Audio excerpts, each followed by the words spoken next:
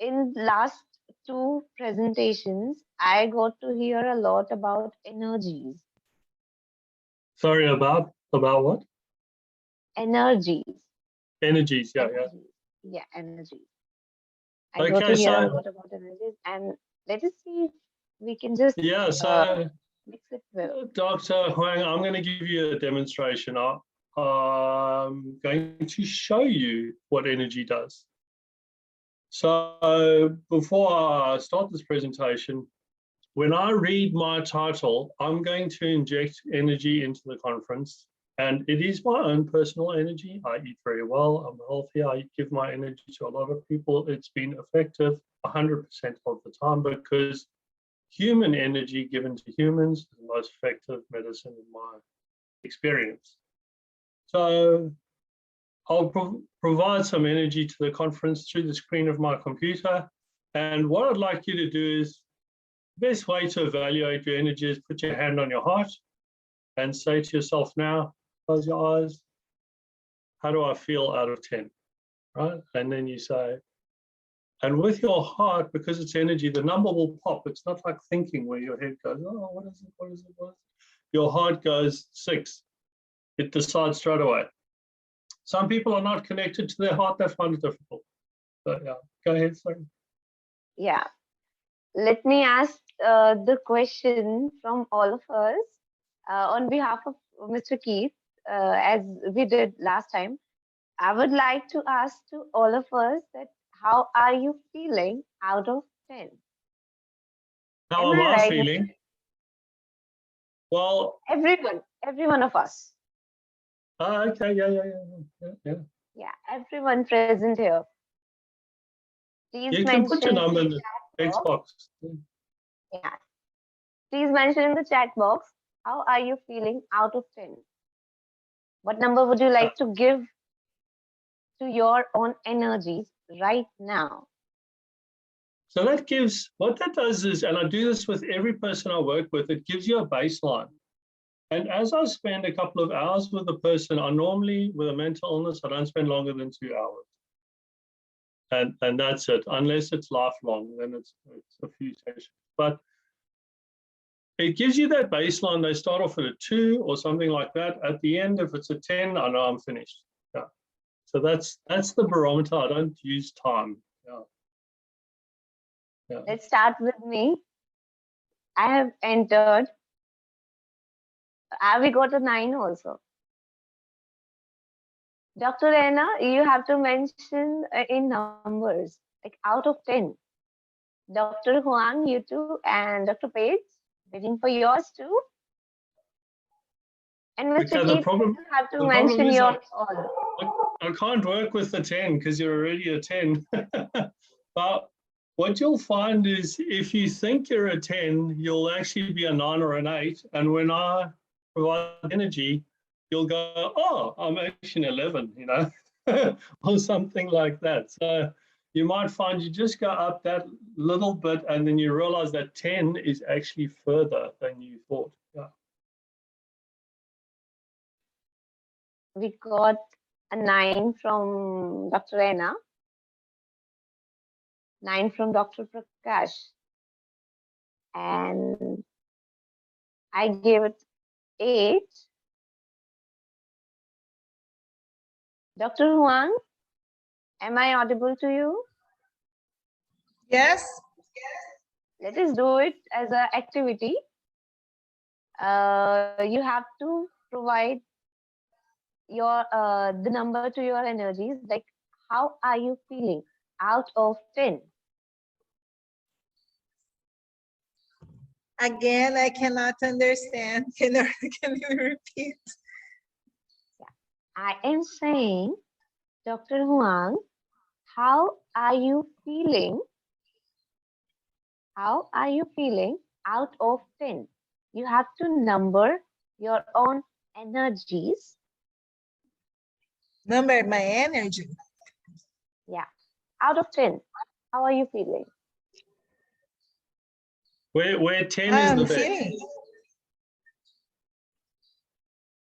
Why? I don't know how to say, but I feel good today because I'm in a very beautiful place in Brazil, near my city. I just ate a very good fish today with my friend here in front of a river. It's a sunny day here, and I'm very happy to be here today. So I'm very good. I think the rate of my feeling is 8 or 9. So it's 8 or Okay. 9? Yeah. Okay, there we go. So what I'm going to do is I'm not going to wait till I start my speech. I'm going to show you how I apply energy, because that's even more interesting, I think.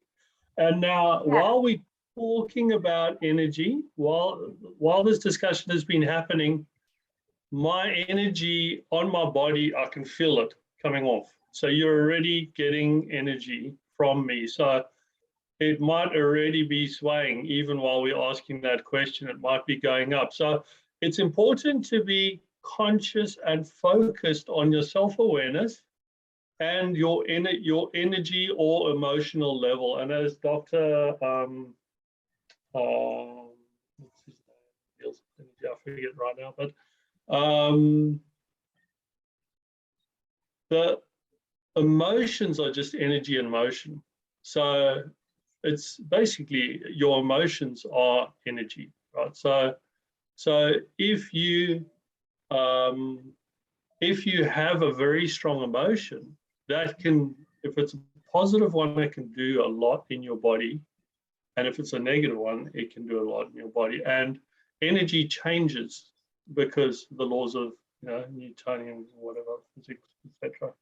I forget. I was in 25 years ago in university, but energy can change from one kinetic to potential, etc. And so what I find is on very few occasions when I take energy from other people, even when it's very negative energy, my body sometimes reprocesses that energy and I get a huge boost, even out of something like bipolar. I'll take bipolar, I'll take 4 mental illnesses from a person and I'll get this huge boost. And other times I'll be, if my body won't reprocess it. So I don't know if my body's learning, it's part of the process. I've only been doing this 6 months. It just kind of snuck up on me. But it's an interesting idea that if you have a problem with energy and it's not low energy, it's maybe negative energy, then it's a case of trying to get that person to repurpose that energy and utilize it or generate a positive energy in their body. After all, the energy in their body was created by them, the negative energy. So if they've decided to be sick, they can decide to be healthy by changing their energy. Health is a decision. Right. True. Health is a decision. It's not something that happens. We decide if we want to be sick or ill. Yeah. Yeah. Okay, are you ready? Ready. Here's my tools. Okay, so if you're not standing close to the screen, just come close to the screen. Don't be scared or concerned about contamination or I don't know, anything like that. I've done this with hundreds and hundreds of people. I've never had an issue. Okay, so you'll see my hands shake, and that's ejecting the energy from my body through the screen into each of you.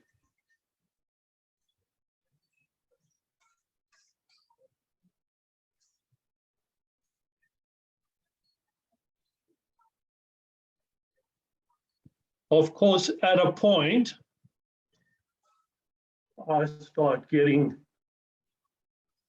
low energy because the energy in my arms, I've got to shake my arms out to really sort of distribute the energy in my body. I'm giving you a lot. I normally don't give this much because I need some. But normally with grief, it's just 3 sort of shots like that, and that's job done. With mental illness is a bit different because they use energy transfer, which I'll explain in a minute. But the interesting part is you cannot overdose on it. I have provided my entire body's worth of energy to people. I don't know if the energy has a mind of its own, but it seems to just, the body just seems to take in what it can take in, you know, and it kind of bounces off if it can't, or it sits there and absorbs over a period. So it's almost like I just provide as much as possible, and then I just let things happen, and I just watch things happen, and then that person responds to that energy according to their needs. Yeah. So yeah, after a few seconds, you might start feeling a little bit of happiness. You might feel like smiling. You might feel like being a bit more sort of joyful, and that's good. That's fine. Let it out. You know, be true to your emotions, because it gives a good indication.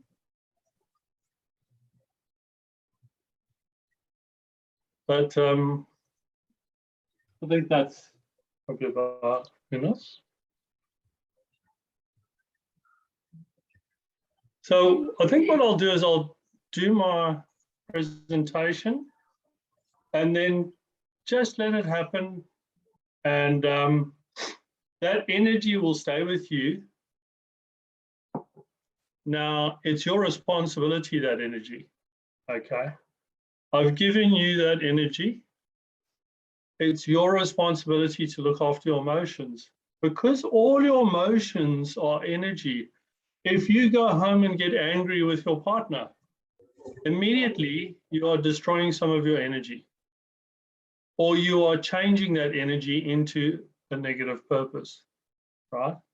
And that affects your body, your health, everything. The energy that you generate is the decision you make to be healthy or sick.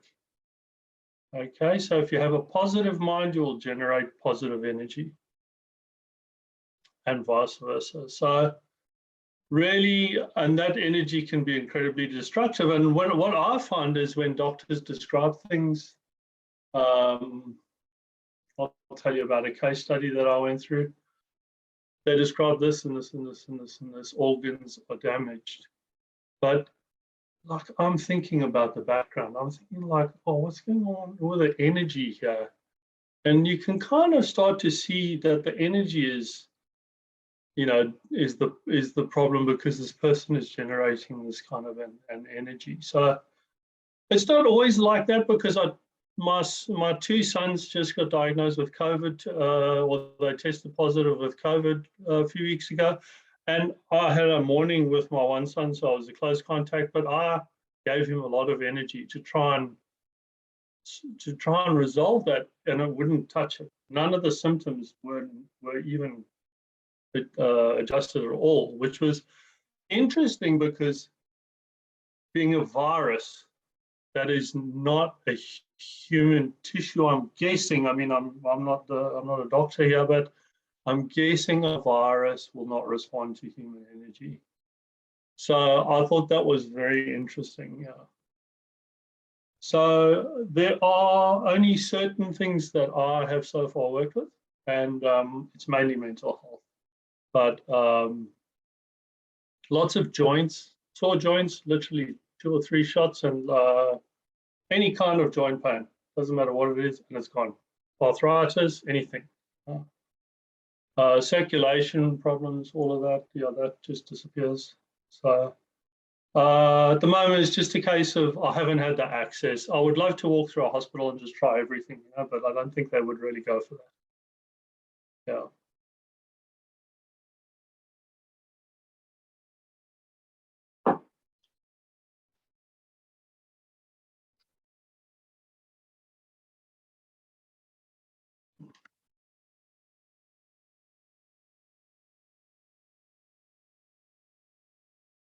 Okay, so thanks for being a good sport, everybody.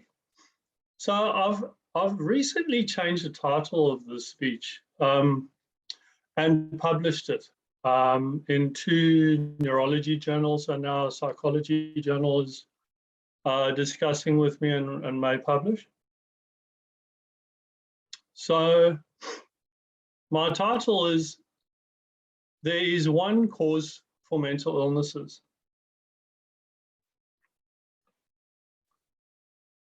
Denzel Washington gave this motivational speech last year. To get something you never had, you have to do something you never did. I found that nothing in life is worthwhile unless you take risks. Nothing. Ease is a greater threat to progress than hardship.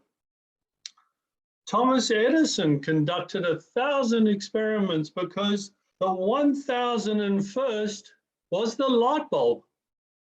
Every failed experiment is one step closer to success. So do what you feel passionate about. Take chances.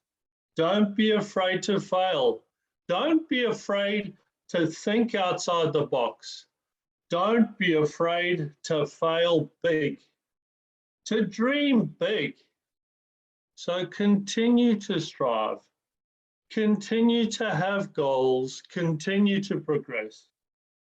There is no passion to be found playing it small and settling for a life that's less than the one you're capable of. Not only to take risks, but to be open to life, to accept new views, and to be open to new opinions. While it may be frightening, it will also be rewarding. Some of the conclusions I draw today could stretch the beliefs that many of you currently hold around mental health and mental illness. Please try to loosen any firm beliefs so that you may objectively enjoy another point of view. Thank you for listening to my lived experience. People first recorded seeing mental illnesses in the times of the Greeks. That's 2,500 years ago. You have to wonder why we have not found a solution. And if the approach we are using is not as far from a solution as we can get, but are we even looking for a solution? And if we found a solution right now, are we prepared for it? Would a doctor use a solution? A solution to mental illnesses would require groups of people set up to develop innovation in mental health, sucking the marrow out of every option, from spiritual healers to African voodoo and everything in between. I almost never see the word innovation used in relation to mental health. I've been an engineer for 25 years, and when I find a problem, I identify the cause, solve it, and learn from it. According to the internet, the cause of mental illnesses is as follows: genetics, environment, negative thoughts, brain chemistry, neurochemistry. Difficult to specify. Biology, prenatal environment, lifestyle, poverty, exposure, head injury, abuse, inherent traits. And I only looked at 3 websites. And this is what every person on the planet reads. Why aren't we just saying we don't know what the cause is? If we determine the cause, we solve the problem. Mental illnesses are published as incredibly painful, but they won't kill you. It's so painful you might want to end your life yourself. And it's caused by everything. On top of that, it's got numerous elements. It's highly complex and expensive to treat and impossible to cure. And the details we publicize are statistics of the worsening situation with no hope for a solution. It's like counting the dead and telling your own truths. Why are we not coordinating global mental health public relations? But there's a bigger issue going on here, and it starts with the name we gave it. Mental illness is the wrong name. It's not mental, and it's not even an illness. I recovered from 4 of these conditions by the age of 35. My father's suicide on Father's Day, 1997, when I was 21 years old, and bipolar, psychosis, and anxiety from a sudden medication change in my 30s. Those experiences have become my greatest assets, because while I went through decades of pain and suffering, I've gained massive resilience, huge passion, selective sensitivity, and a deep understanding of lived experience. In 2019, with the start of COVID, I started working with people with all kinds of problems, and out of my study at home with nothing but a phone and a laptop. Since I recovered from bipolar a decade ago, I've now become an internationally insured counselor based on experience alone, as well as a certified life coach, business owner, and a mental health first aider. I've also become a chartered engineer and project manager, a lead auditor, and I work full-time on a major construction project as a quality manager.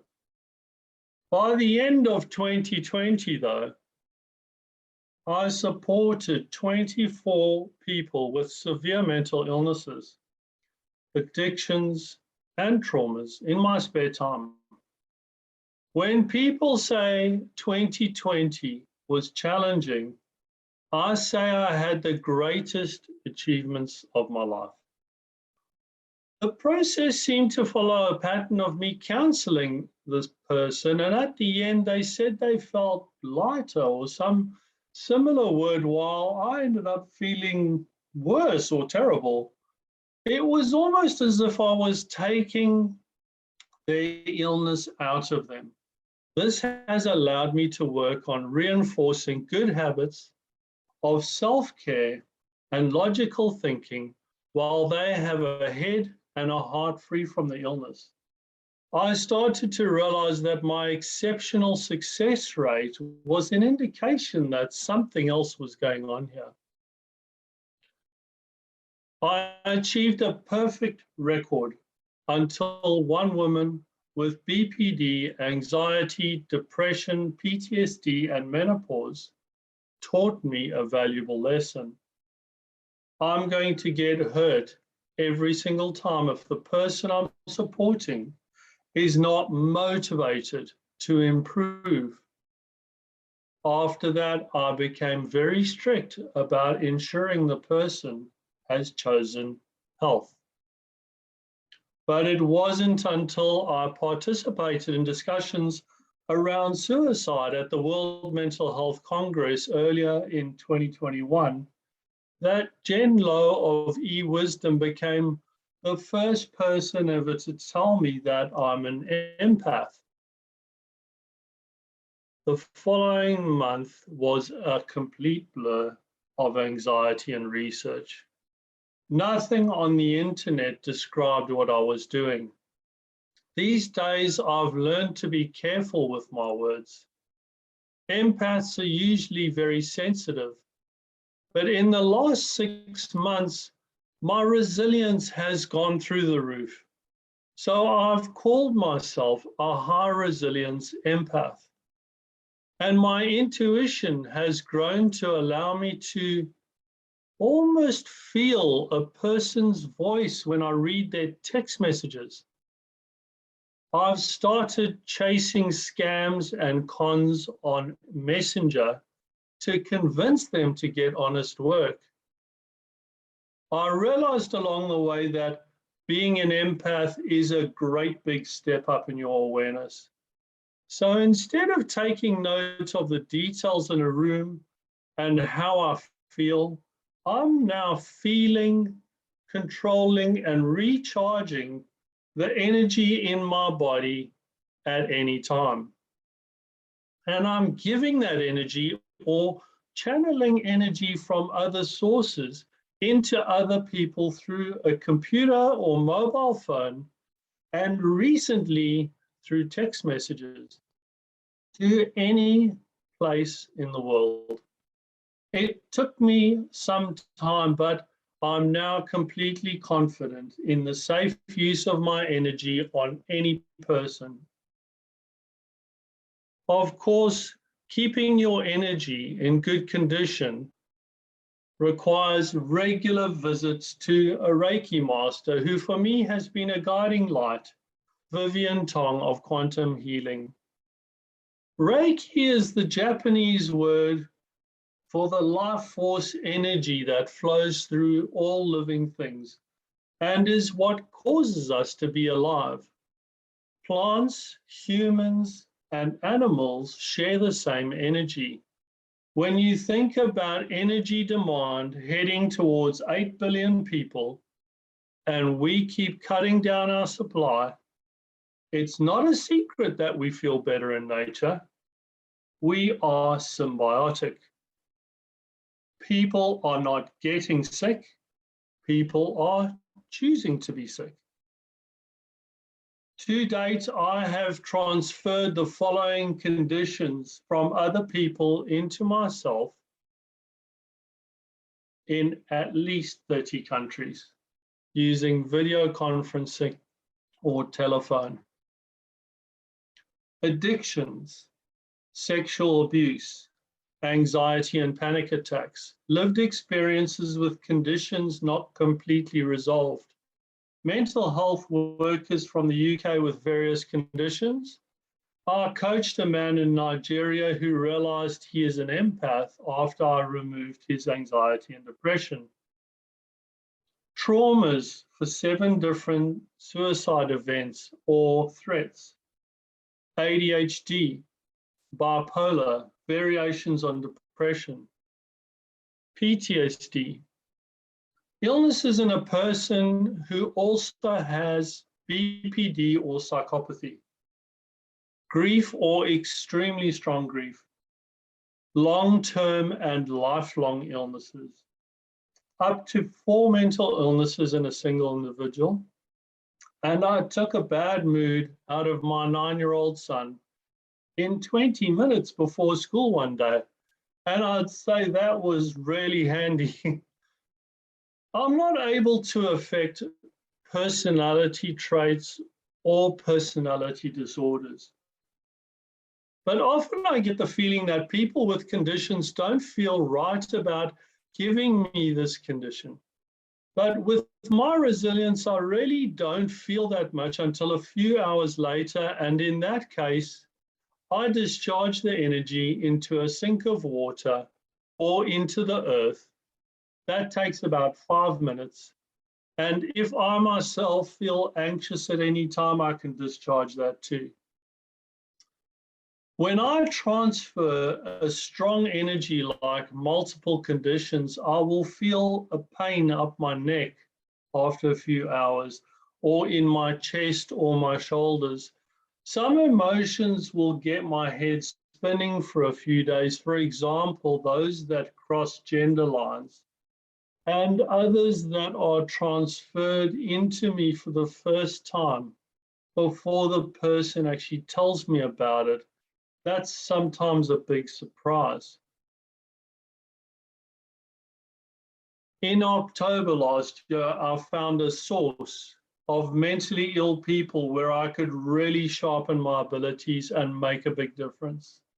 There are 3 Facebook pages with 200,000 people posting non-stop about their mental health problems. But they're looking for solutions from other sick people.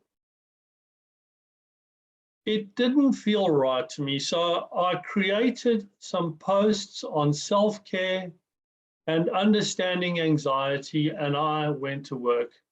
In the first week working full-time away from home, I supported 82 people with every imaginable issue in my spare time. One man had set a date for his death, the 16th of October. He'd written lots of letters and bought some equipment, all because he had lost hope. I gave him my post about how I can transfer mental illnesses in 2 hours. Last I saw, he was still sitting on that page thinking about it. Maybe he changed his choice. One night I counseled 6 people at the same time on my phone. Some people just got a post and a chat, and that was enough. But some needed a lot more. So of the 2 solutions I have right now, when there is a really urgent condition, I use energy transfer, which I will come to in a minute, because that covers the entire range of conditions. I really enjoyed the experience on Facebook, but by the end of October, my resilience was really stretched too far and I stopped. That experience, probably several hundred people, confirmed the cause of what we call mental illnesses. And it's one cause. It's one cause for almost all of the psychiatric illnesses. I have not worked on schizophrenia yet. It's the same thing that affected my father before his suicide. And it's the same thing that gave me bipolar. But to really cast it in stone, the true test would be to remove the cause and see what happens.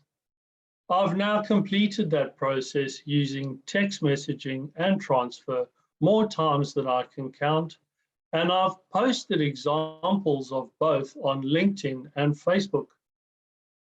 My detailed explanation of transfer has been published in the US Journal of Neurology Research Reviews and Reports and in the Journal of Neuroscience and Neurological Surgery last couple of weeks. So this is my conclusion of the cause of mental illnesses based on supporting hundreds of people in the last few months. Most psychiatric mental illnesses are caused by an emotion or energy of overwhelming intensity that a person creates following a significant event in their life. And there's two easy ways to check. Ask any person with a condition to go back to the start of the discomfort. You might need to help them with their awareness because it's a painful period. Then ask them what happened right before the illness. There will almost always be a high intensity event. So be careful of triggers. Just scale it out of 10. Don't discuss it. Often there's more than one. The other way is to ask any person who has recovered from their condition, ask them whether or not they believe it's emotional or mental. So emotions, mental illnesses, and trauma are all just energy. And energy can be transferred from a sick person to a more resilient person. So what are the considerations when you're setting up for an energy transfer? First of all, I only have 2 hours before it's done. and I can't call the person to ask them any questions because the transfer starts. So it's a case of explaining to the person why we have to text chat first, and that involves explaining the process in a way that's easy to understand before I meet them. If they want to go ahead, I ask the following questions. Question 1, how motivated are you right now out of 10? Where 10 means you will move a mountain. If they aren't saying 10, then I dig into that. Question 2, please rate your level of anxiety out of 10, where 10 is the highest intensity.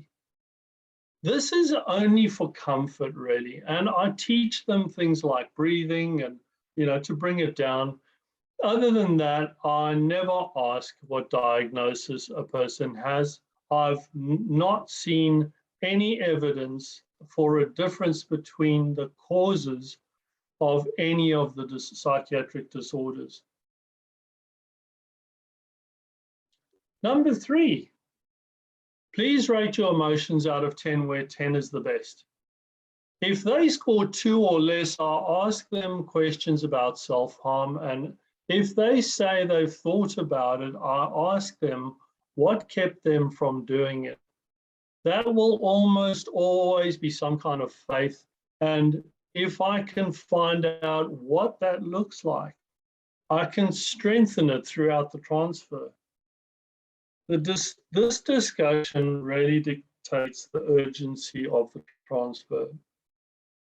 Question 4, how long have you had the condition? This one always takes time to develop an awareness because the cause of the condition is painful and people avoid it. If it's longer than 10 years or lifelong, I will always ask them some questions about a healthy life, what it looks like, and can they draw it? It's critical that they know what health looks like, otherwise it affects their motivation. I've had to explain to some of my family who were ill what happiness feels like, and they couldn't answer. Asking them to describe the happiest moment in their life is also quite useful, but some of them have never had one. So I fall back onto faith or spirituality and develop that. Another good question is, what is the first thing you are going to do when you are healthy again? I really drive home the fact that they are guaranteed health in the next 2 hours. If I even show a tiny bit of doubt, it erodes their faith in the process and they could drop out. Besides, it's the truth, unless we get some kind of interruption. And then the 5th question is always around time zones and availability. From Australia to the US is 17 hours, and that can pose some problems. They need to get up at 5 o'clock and that sort of thing, and they have strong PTSD. So there's some considerations there. So now we start the process, and I will always mark the time, but the test of completion of the session is the emotional score the person gives me at the beginning and through to the end of the session. When they score themselves as 10 out of 10, I'm finished. I always give them homework to do. For lifelong and long-term conditions, I've learned that they must approach a healthy life progressively. If I transfer the whole thing in one session, their mind still thinks they're unwell while their emotions are healthy. It's unbalanced. But if I transfer their emotions out at one session every few weeks, and then they form a habit of meditation, gratitude, journaling, or whatever's appropriate, then they approach a healthy life in a more balanced way. I did this exact thing for a man in the US who had PTSD from the age of 3.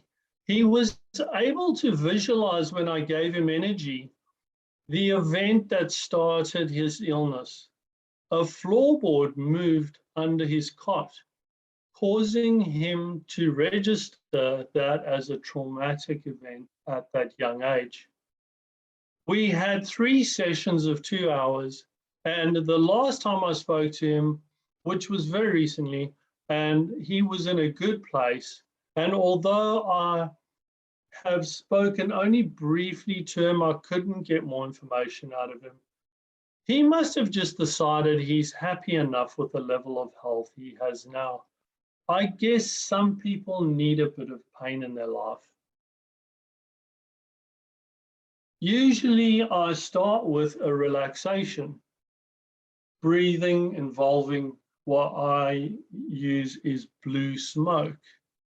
The energy which I discharge from my hands seems to add to the counseling by working on all the senses and creating this world around them based on what I'm saying. Essentially, the counseling is strongly magnified and allows them to fully absorb the relaxation and to go into a visualization where I take them through nature. I also use the visualization to remove emotional and mental impurities and then replace it with something like a very warm, thick, beautiful, pure honey. And I spend some time getting them to embrace that feeling and stamp that pure emotion on their heart and head, mind at least, so they can come back to it at a later date just by touching their head. The final step is to get them to visualize their heart using their own spirit, which I ask them to draw out of their body, or they select a spirit animal, which makes it a lot of fun because no one gets that question. And that really strengthens their belief and faith that something really powerful is at work here.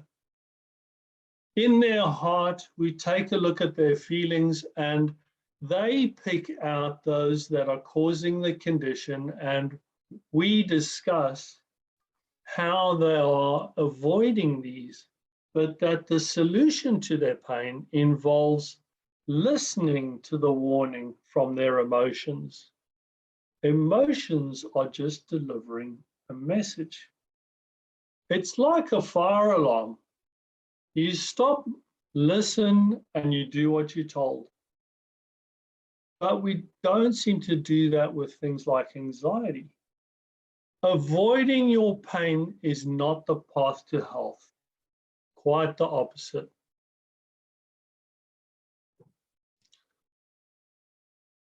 So there's a bit of an art in getting the discussion, the visualization, and the homework all completed and addressed with all the issues closed out in time. That teaches the mind how to change its habits of avoiding painful emotions in the future. So that's prevention.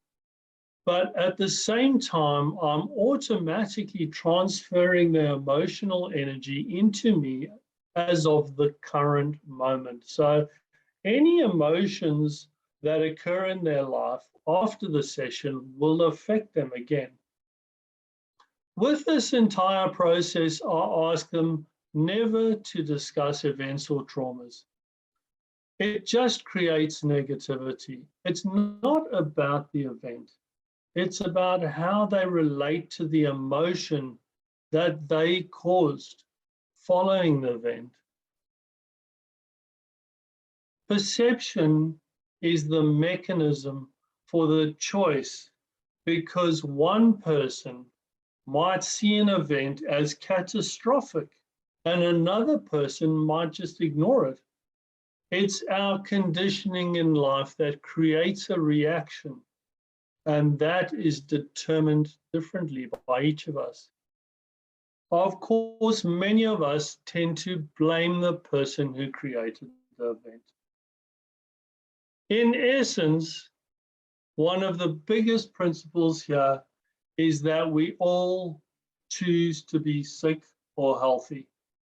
It sounds callous, but in actual fact, health or illness is always a choice. I always follow up. More often, if it's a long-term condition, I've asked many people to write about their experience, but it's not happened. But I'm not going to push anyone that has just come out of a period of suffering. They just want to have a peaceful life. And I would be surprised if they did, given the strength of stigma. Energy transfer is such a subtle, peaceful process that a person with the condition would not even notice that they are suddenly healthy unless I was pointing it out along the way. I transfer my work colleagues on a daily basis and nobody's ever said a thing. Of course, there's no way to switch it off. Last week, I was asked by the Journal of Neurology Research Reviews and Reports to review an article which has some striking connections with my article that was published.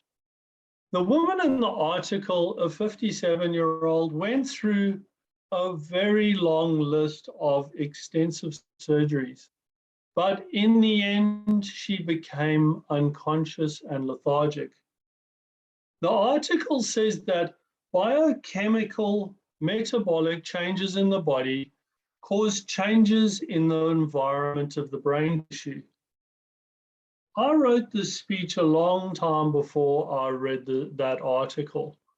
And without being a doctor, at first glance, my opinion was that the diagnosis, metabolic encephalopathy, is exactly the way I'm describing mental illnesses. This diagnosis kills 200,000 people a year in the US. As I understand it, the metabolism works by producing energy from food. It's just far too coincidental that the symptoms are so similar to mental illness too. People who generate strong emotions direct that energy to cause damage all over their body. And because the symptoms look different, we give it a different diagnosis. Energy is everything. This presentation is really not about me. This is about what personal development with energy can do for any person that chooses that path. Right now, I see empaths choosing energy and growing everywhere. My connection to energy has enhanced my resilience, my intuition, my physical and mental stamina. It's reduced my visible age and many other benefits. In summary, it astounds me every day how many options we choose to ignore that will solve mental illnesses. Mostly because we choose to ignore the cause. I'm testing my third solution now with a woman who has PTSD and is highly qualified in mental health. I'm confident that this solution can be used by any professional or possibly by the sick person themselves with no need for medication. Also, there are 300,000 empaths similar to me, some sick, some well, on Facebook alone. Even if half of what I've said today is true, empaths working in the right environment, in the medical system, is the best solution I've thought of today. right now we could end mental illness in a relatively short time if we just start thinking about it. So either we get uncomfortable with our beliefs or we get sick from our energy. You have a choice. Is it going to be health or illness? Decide. Thank you.